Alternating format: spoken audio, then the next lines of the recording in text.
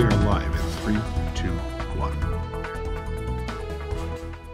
Criminal charges have been filed against the owner of the building. Provo Fire Department finishes their investigation into a June house fire. This is the second year for the giving machines as part of the broader Light the World initiative. The Church of Jesus Christ of Latter-day Saints sets up service vending machines for the second year in a row. The test of the university's emergency alert system. It is only a test. The BYU Police runs a yearly test on their campus-wide alert system. Welcome to Newsline. It's Thursday, November 29th. I'm Danny Hallows. And I'm Adam Gibby. Criminal charges have been filed against two men in connection with a deadly fire in Provo last June. Newsline reporter Matthew Loveland joins us now. Matthew, what charges are these men facing? Danny, the Provo Fire Department held a press conference yesterday to share what happened.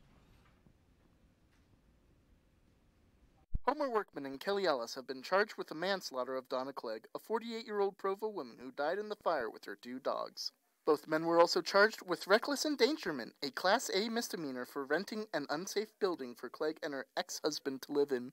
As a result of the fire, as a result of the some code enforcement issues that have taken place over the last several years, and an investigation of the fire cause and Donna Clegg's inability to get out of the building, criminal charges have been filed against the owner of the building, Mr. Ellison, and the leaseor of the building, Mr. Workman. The lead investigator on the case, Lynn Schofield, said that the fire began accidentally due to either candles or a cigarette. The blaze started near the hallway leading to the back door of the building. You had windows into the sleeping compartment that were boarded shut and a door into the sleeping compartment that didn't open sufficiently to allow a normal-sized person to escape, which is required as part of the minimum health and safety requirements for a residential dwelling. Charging documents describe the building as a death trap and a tinderbox. But officials say Ellis still did not try to remove the two tenants from the building and continued to accept rent from them. Court records show that Ellis also owns another property that burned down 2 years prior to the fire. Ellis and Workman are scheduled to appear in court on December 11th. Reporting for Newsline, I'm Matthew Loveland. Back to you, Danny. Thanks, Matthew. An Ogden house fire displaced a family of 3 early this morning. The fire broke out at 1300 Lewis Park Drive at around 1 a.m. in the family's garage. 3 adults and their dog got out of the house without any serious injuries. The Ogden Fire Department responded to the call and extinguished the fire in about 20 minutes. However, there was about $80,000 worth of damage from the fire. The Red Cross will assist the family with temporary housing. After 20 years, police have identified the victim of a 1988 cold case murder. According to police, Lena Reyes-Geddes was the woman who was found dead wrapped in a sleeping bag near Lake Powell. In April 1988, her body was found wrapped in duct tape, tied in a rope, placed in a sleeping bag, and wrapped in carpet. She was known by the detectives as the Maidenwater victim. The Garfield County Sheriff's Office announced the suspect of the murder died by suicide in the early 2000s. A man accused of murder is released from jail. 42-year-old Cody Young was arrested in October in connection with the death of 65-year-old Sandy woman Jan Pearson Jenkins.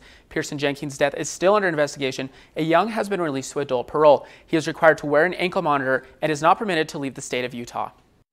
An Orem man admits to stealing official documents of the Church of Jesus Christ of Latter-day Saints.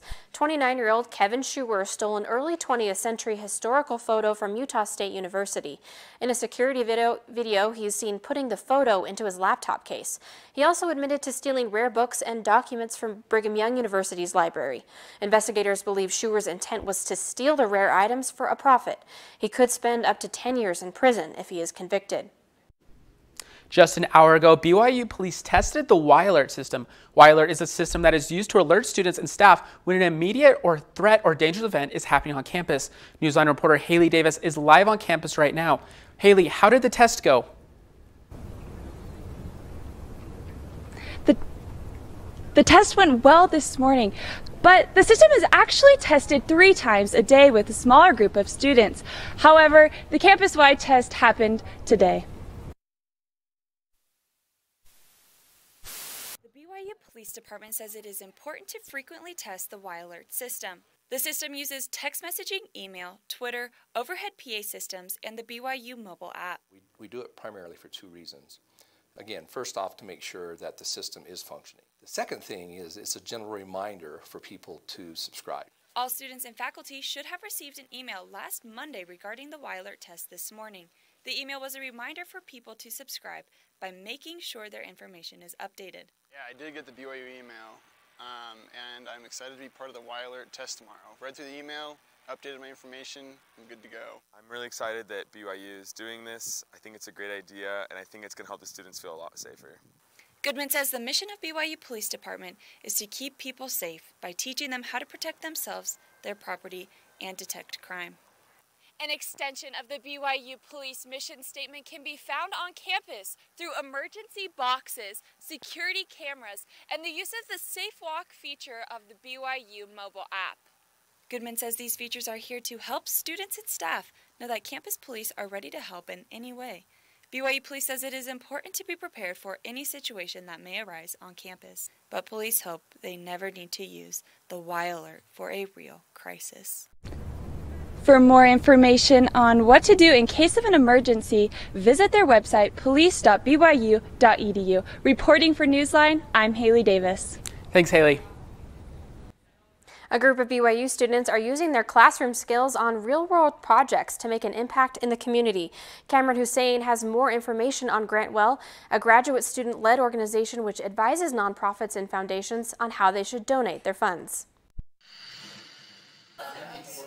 Grantwell gives students the opportunity to be leaders in the public and social sector by allowing them to work with real nonprofits and foundations to gain valuable experience. The goal is to allow students to have opportunities which will shape their career, as well as help professionals find solutions for their organizations. We're helping students have a great experience in learning how philanthropic work can be done well.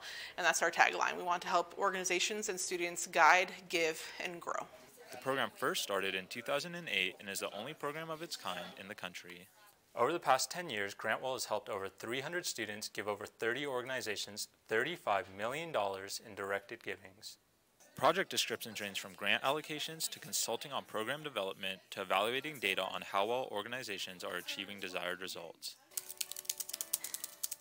Previous project sponsors have been the Community Foundation of Utah, Be a Philanthropist, and the Norda Foundation, which is currently building a theater on UVU campus. Some of the work that we've done so far are to conduct some research on organizations, initiatives in Utah that are promising, that are innovative, and we are in the process of compiling the research that we found and compiling it into a white paper for the Norda Foundation to review at the end of this semester. Along with gaining professional skills, Grantwell students say giving back has been one of the biggest highlights of this experience. We're learning from amazing people and gaining skills from one another.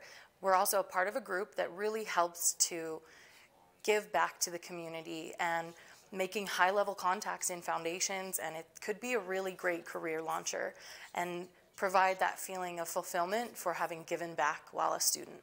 To learn more about Grantwell and their projects, you can visit their website at grantwell.org. Reporting for Newsline, I'm Cameron Hussein. Back to you. Thanks, Cameron. A new veterans facility is likely to be renamed to honor slain Mayor Major Brent Taylor. Major Brent Taylor was killed in Afghanistan in what is suspected to be an insider attack. Utah Representative Bob Bishop introduced a bill to rename the facility to Major Brent Taylor Vet Center Outstation. The House of Representatives approved the bill on Tuesday and now awaits Senate and presidential approval. The state of Utah has the second best business climate in the country, according to Forbes.com. The rankings look at 41 different metrics across 6 main categories that include business costs and economic climate. North Carolina was ranked number 1 for the second time since 2006, while Utah has earned the top spot 6 different years. Utah is still the best state for employment growth and has the highest forecasted job growth over the next 4 years. It's the season of giving, and Utah is the place to be if you're feeling charitable. According to the World Giving Index, Utah is the second most charitable state in the U.S. Utah came in second in the nation, right behind Minnesota. New York, Maryland, and Connecticut rounded out the top 5 most charitable states. The index measured monetary donations, voluntary time, and other work helping in the community. The Church of Jesus Christ of Latter-day Saints launches another Light the World campaign. And their spending vending machines are back to open for the public for the second year. Newsline reporter Amy Hamilton explains the purposes of these unique vending machines. There it goes. The sewing machine. Instead of getting something, give something. The Church of Jesus Christ of Latter-day Saints first introduced these bright red giving machines in Salt Lake City just last year. With huge success and over $500,000 in donations, they've expanded their efforts. We have a couple more machines in Salt Lake City, and we've expanded to other locations in the United States, including New York City and Gilbert, Arizona, and then in Manila, Philippines, and London, England internationally. The church partnered with several local and international charities. Here in Utah, the church has teamed up with I Care for Kids, the Utah Food Bank, and Utah Refugee Connection. The Church of Jesus Christ of Latter-day Saints reached out to our nonprofit, the Utah Refugee Connection, and offered this awesome opportunity to put items in their giving machines, and we're just thrilled to be a participant. Last year, from the donations, we were able to help 2,000 children receive eye exams and eyeglasses. People can purchase items like food, clothing, medicine, hygiene items, and more. You can even donate a goat. The items will then be distributed all around the world. Here at the Giving Machine, serving is made easy by the click of one button. There are so many things to choose from, and anything you choose will go to a family in need. When you go to buy a candy bar in a vending machine, it's usually something that gives you gratification immediately. When you come here and you purchase something from these vending machines, you get an internal kind of satisfaction of knowing you helped someone else. The Light the World campaign and giving machines are completely funded by the church, meaning 100% of donations will go directly to charity, not towards operational fees. This is amazing. Light the world. If you have access to one of these 5 giving machines and plan to donate during the holiday season, be sure to use the hashtag LightTheWorld in your social media posts and get involved with this campaign. Big changes are on their way for gun owners. Coming up, the weapon accessory the Trump administration is ready to ban for good. You know, we don't really want to waste all the work that we put in. I mean, who wants to do that? And after the break, we'll let you know how long you can safely continue eating your Thanksgiving leftovers. And a winter wonderland could be in the works for Utah, when the storm will hit and what areas will get the most snow.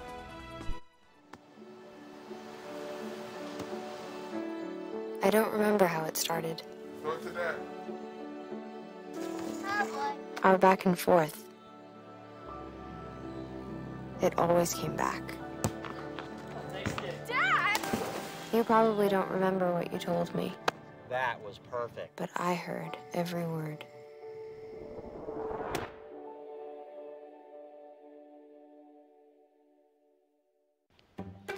What's Beethoven's favorite fruit? Banana. How does a tissue dance? Put a little boogie on it.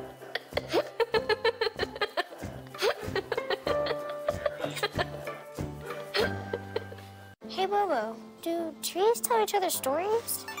I'm sorry. I'm afraid I don't know that. Hey, why don't we go find out?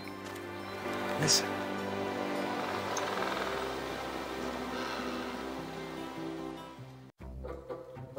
They call me Maxie, but I prefer tripod. I was your above-average four-legged homie, and then wham-bam minivan. Some people pity me. Now that's lame. I still run, fetch, and swim. And the ladies love me. I'm the ultimate wingman. Just don't ask me to high-five.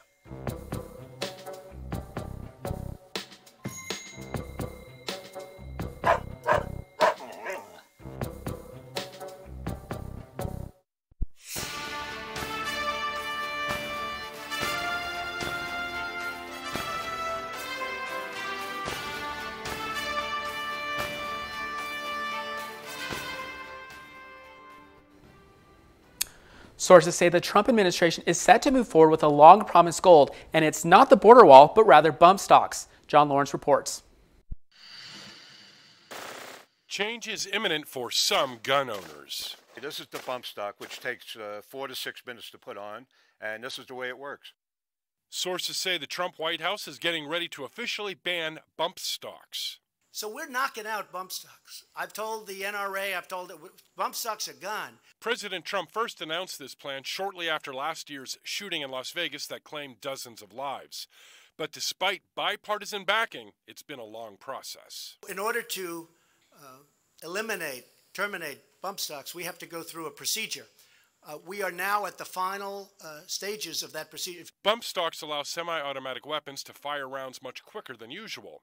The Obama administration concluded bump stocks were a weapon accessory and clear from federal regulation. Not everyone will be in favor of this ban. If you're a law-abiding citizen in America and have a clean record, you should be able to own anything you want. A source says the new rule calls for giving bump stock owners 90 days to either destroy or turn in their devices. What should be banned is bad people. We, the people, have the right to protect ourselves and our family, even into the shedding of blood. I'm John Lawrence reporting. President Trump's former personal attorney pleaded guilty to charges connected to the Russia investigation. Cohen pleaded guilty to making false statements to Congress, charges filed by Robert Mueller. Cohen admitted to lying when he said the possibility of a Trump Tower deal in Moscow ended in January 2016. He admitted to discussing the project later with Trump. President Donald Trump will arrive at the G20 summit tonight in Argentina. Trump will encounter Bolsonaro and Conte in a group setting, and he'll have one-on-one meetings with other leaders, including South Korean President Jae-in, German Chancellor Merkel, and Japan's Abe. He will likely chat with Turkish President Erdogan and is due to sit down with China's President Jinping. And this morning, President Trump abruptly canceled his meeting with Russian President Vladimir Putin, which was scheduled to occur during the G20 meeting in Buenos Aires. The leaders were reportedly supposed to meet on the sidelines of the G20 summit. The president tweeted on his way to the summit that he had canceled the meeting due to recent Russian aggression towards Ukraine. After preparing such a large feast for Thanksgiving, most people are bound to have leftovers. But how long are those leftovers good for? Newsline reporter Jeffrey Carroll did some digging to find out. Jeffrey, can we still keep eating those turkey sandwiches? It's normal to want to make your Thanksgiving leftovers last as long as possible, so you can get the most out of them. But the U.S. Department of Agriculture says certain foods have a time limit on them. Turkey, stuffing, and gravy are among the foods only good 3 to 4 days after the holiday. Longer than that will risk the growth of a germ called listeria in your food, according to the Center for Disease Control. Listeria most often affects people with weak immune systems and often causes fever and diarrhea. A lot of people who don't know this might be hard-pressed to throw away their leftovers after such a short amount of time. We spend a good amount of time preparing for this wonderful meal, and we put a lot of work into it, even hours and days in advance preparing, and once we're done, we have tons of leftovers. Usually we make a lot more food than is necessary for this certain meal, and we don't really want to waste all the work that we put in. I mean, who wants to do that? There are several ways to help your Thanksgiving leftovers last and prevent them from growing any bacteria. Firstly, don't leave your leftovers out on the counter for more than 2 hours at room temperature. Another thing you can do is put them in the freezer, where they can last between 2 and 6 months. Also, dividing your food into smaller portion sizes and keeping them in sealed containers helps them to last longer. Everyone wants to enjoy their Thanksgiving leftovers, but the most important thing is to stay safe and healthy. Keeping these tips in mind for next year and future Thanksgivings will help you to enjoy them more. Reporting for Newsline in Provo, I'm Jeffrey Carroll.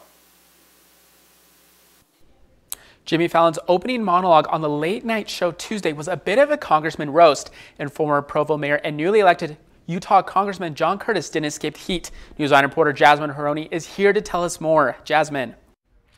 The concept of the bit was congressional icebreakers, or what new congressmen might say to each other when meeting for the first time in Washington. Utah Congressman John Curtis made the cut, and it wasn't so flattering. New York Congressman Eliot Engel, his icebreaker is, if you like my giant mustache, then it did its job of distracting you from my tiny eyebrow.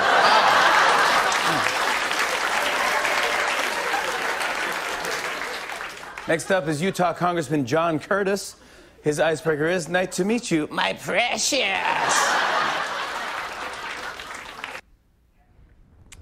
It's easy to dish it out, but can you take it? Curtis put Jimmy Fallon to the test. After being compared to Gollum from Lord of the Rings, John Curtis decided to take the attention as a compliment and an opportunity. Use some icebreakers when you're getting to know some of my colleagues. Frodo Fallon, just like in the movies, I too make the whole team carry me to the end and can't deliver. Nice to meet you, Sam. Get ready to do all the work and get no credit. I may be a major character, but my contributions here are minor at best. Before SNL, I saved Middle Earth, and I couldn't keep a straight face there either. My favorite part there is the recreation of the laugh track that his staff does. In case you missed it, that picture of Frodo that they show is actually Jimmy Fallon's face photoshopped over Frodo's. It's pretty uncanny. Congressman Curtis now, he posted this to Twitter. He tweeted at Jimmy Fallon, and it already has over 40,000 views, which is way more than he normally gets in his social media interaction. Frodo Fallon, which is what he's calling Jimmy Fallon, has not responded yet. Back to you. The Sundance Film Festival has revealed their 2019 lineup. The festival has selected 112 films representing 33 countries and 45 first-time filmmakers. 42% of the directors this year are women and 39% are people of color. 23% identify as LGBTQIA+. The festival hit record submissions of 14,259.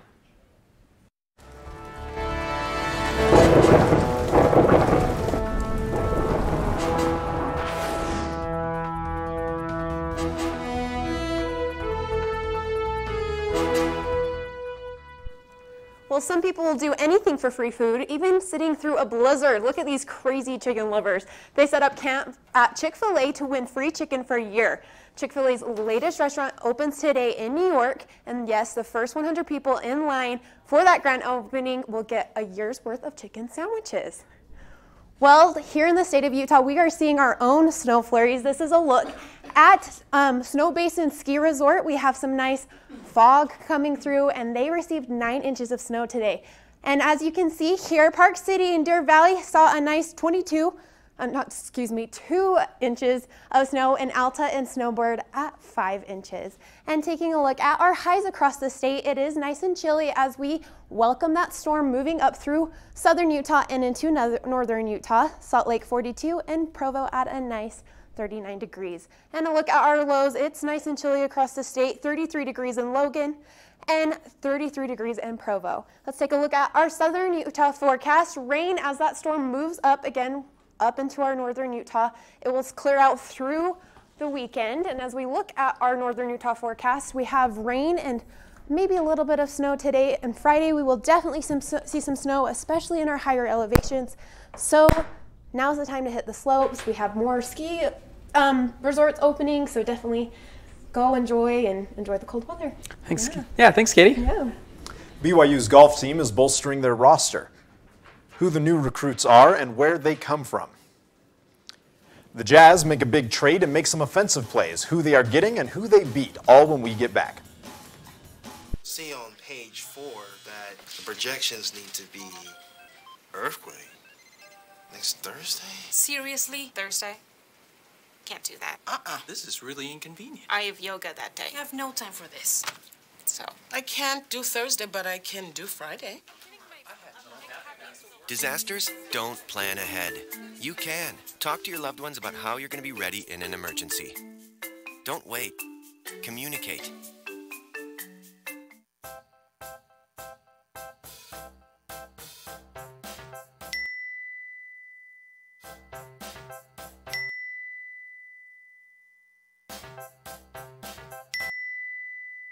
Planning the right amount of food is hard. The Guestimator makes it easy. Just tell it who's coming and what's for dinner. Then it tells you how much to make. And yes, it even plans for leftovers. Try it at savethefood.com. When they test you, stand firm and move only when you hear the seatbelt click that says they're buckled in for the drive. Never give up till they buckle up.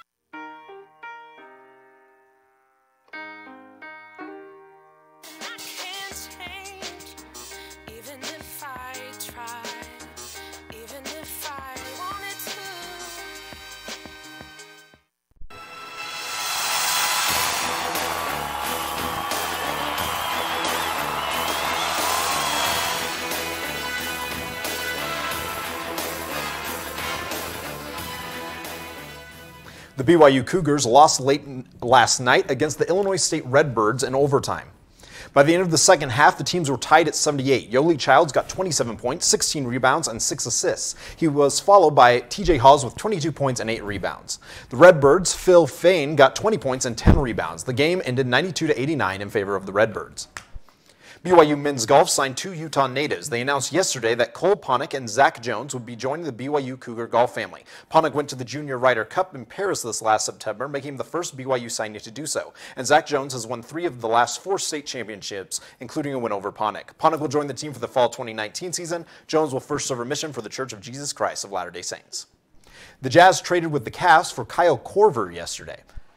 Right before their game against the Nets, the trade was reported. The Jazz traded Alec Burks along with 2 second-round draft picks. Korver, with his skill at shooting threes, should help open up the opponent's defense to allow players like Mitchell to have some room on the court. Mitchell, step back, Jay, he's got it. It's a 3. After the exciting trade, Jazz went on to beat the Nets 101-91. Rudy Gobert had a great night with 16 rebounds and 23 points, and this fantastic dunk. Mitchell attempts the alley-oop to Gobert. Gobert gathers it, spins, and throws it down on Jarrett Allen. The Jazz's next game is tomorrow at 5 p.m. against the Charlotte Hornets. The Oakland A's have laid out plans for a new ballpark that will be called the Jewel Box. It's meant to be kind of a park within a park, as you can kind of see here. There's a park down here, and then these high-rises actually surround the stadium, and there's actually a park on top of those. And so there will also be a gondola. Back to you at the desk. New York City officially kicked off holiday season Wednesday night.